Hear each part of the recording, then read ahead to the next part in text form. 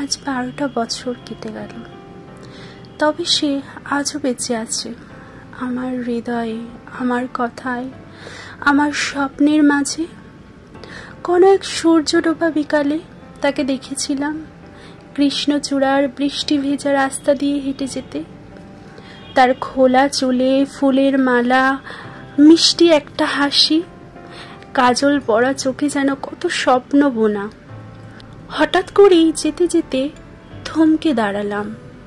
তার মায়াবী হাসি যেন আমাকে মুগ্ধ করে দিল।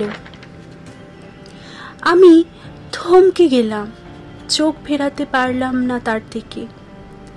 হঠাৎ একটা দমকা হাওয়ায় সে যেন কোথাও মিলিয়ে গেল। অনেক খুঁজেছি তাকে, কোথাও দেখা পাইনি সেই মায়াবিনীর। সেই কাজল কালো চোখ, সেই নিষ্পাপ মুগ্ধ করে দেওয়া হাসি। আমি ভাবলাম হয়তো তাকে আর কখনো খুঁজে পাবো না। একটা বছর কেটে গেল। হঠাৎ বৃষ্টিতে ভিজে একটা চায়ের দোকানে এসে আশ্রয় নিলাম।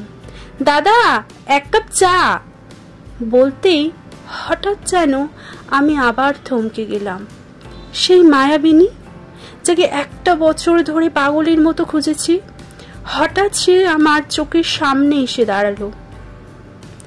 সেই মায়াবিনী চোখ, সেই মুগ্ধ করা হাসি, পরনে আমার প্রিয় নীল শাড়ি, হাতে লাল রেশমি চুড়ি। কিন্তু আমি আর তাকে কিছুই বলতে পারলাম না। শুধু ওখান থেকে দূরে, অনেক দূরে কোথাও পালিয়ে এলাম সেই বৃষ্টি ভেজা সন্ধ্যায়।